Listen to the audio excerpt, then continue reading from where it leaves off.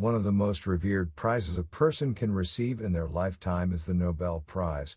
When talking about Nobel Laureates, we often think of the most esteemed people in their respective fields. That usually translates into individuals who have had the most extensive education. However, some of these laureates actually dropped out of high school.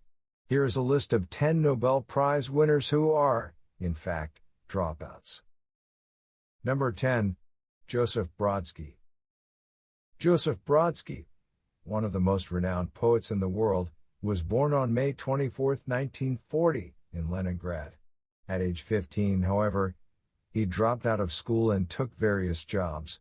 It was during this time that he taught himself Polish and English and began to write poetry. He also spent some time studying under Russian poet Anna Akhmatova before being exiled from the Soviet Union in 1972. Brodsky moved to the United States where he authored 9 volumes of poetry. He became a professor at Columbia University as well as Mount Holyoke College. In 1987, he received the Nobel Prize in Literature. He went on to co-found the American Poetry and Literacy Project with Andrew Carroll. On January 28, 1996, Brodsky had a heart attack and died. Number 9. Arthur Henderson. Arthur Henderson was born on September 13, 1863, in Glasgow, Scotland. When his father died, his family went into poverty, which prompted him to drop out of school. Upon his mother's remarriage, Henderson went back to school for 3 years before dropping out once again. He gathered knowledge from the foundry where he apprenticed as well as from newspapers. He joined the Iron Founders Union at 18 and got elected as Secretary of Newcastle Lodge within a short time. His political career in Britain was launched in 1892. Henderson co-founded the Labour Party in 1906 and became its secretary for 23 years.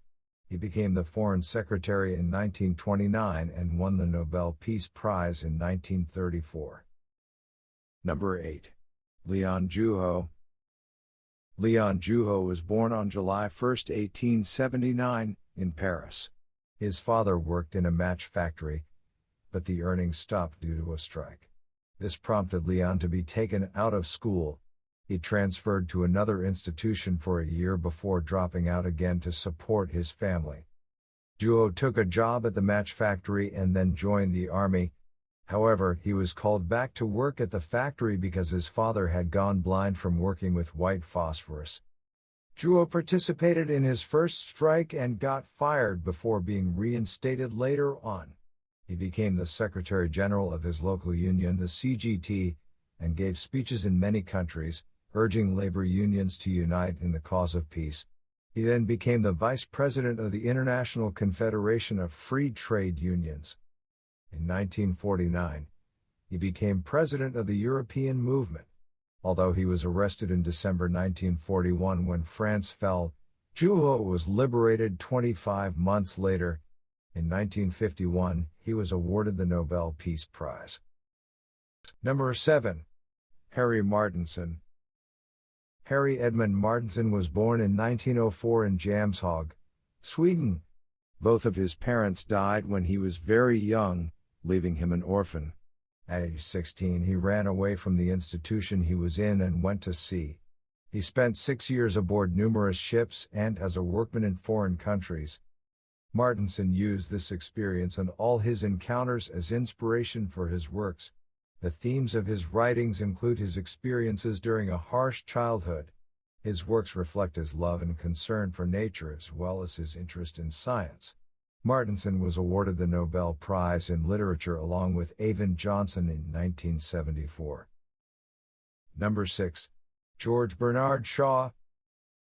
George Bernard Shaw was born on July 26, 1856, in Dublin. He received early education from his clerical uncle before going to various local schools. However, because of his dislike for organized training, Shaw left school and started working at age 15. In 1876, he moved to London and pursued a career in writing.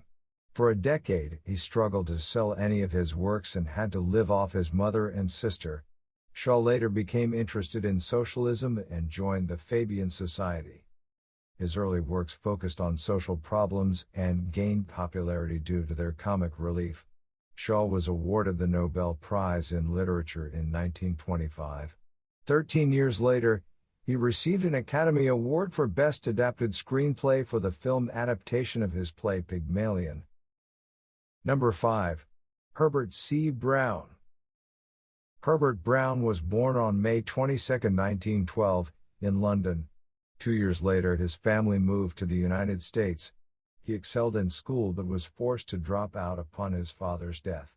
However, after realizing that business wasn't for him, Brown did go back to school and eventually to college where he pursued chemistry.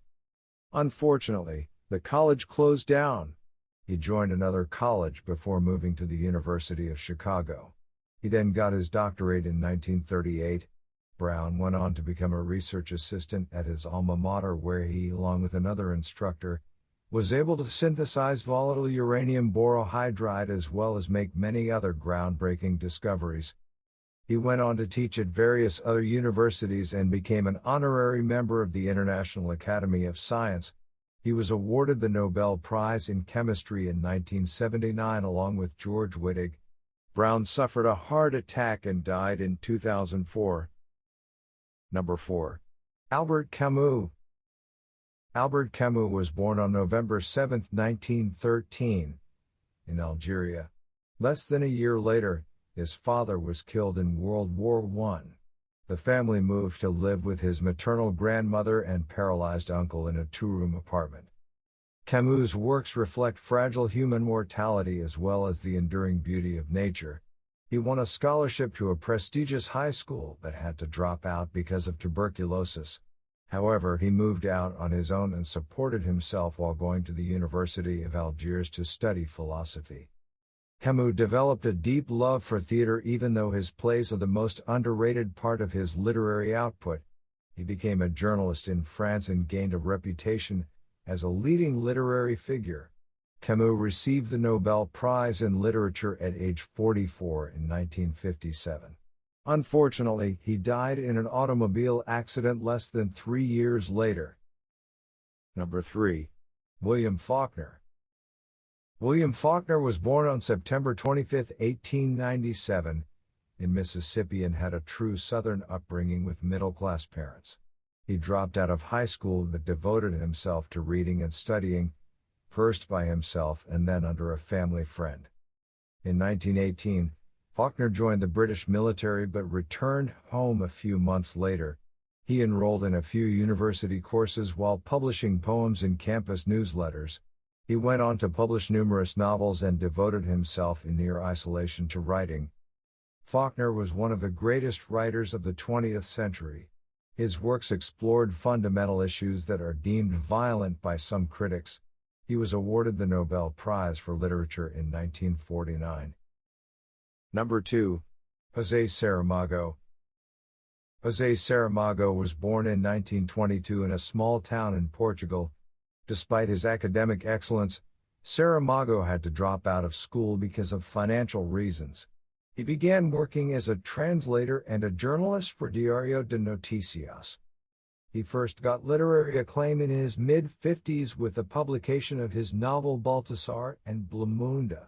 He joined the Communist Party in 1969 and was openly an atheist. Saramago did not believe in proper nouns, so his works stand out because most of his characters do not have names. He was awarded the Nobel Prize for Literature in 1988. Number 1. Albert Einstein.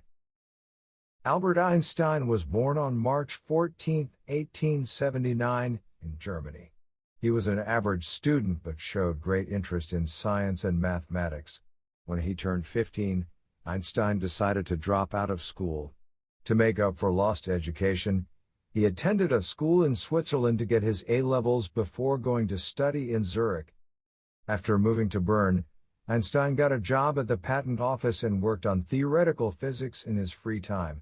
Over time, Einstein published many important scientific papers, including some about the special theory of relativity and the general theory of relativity. He was awarded the Nobel Prize in Physics in 1921. Einstein moved to the United States because of the political issues in Nazi Germany. He spent his final years as a recluse in Princeton and died in 1955,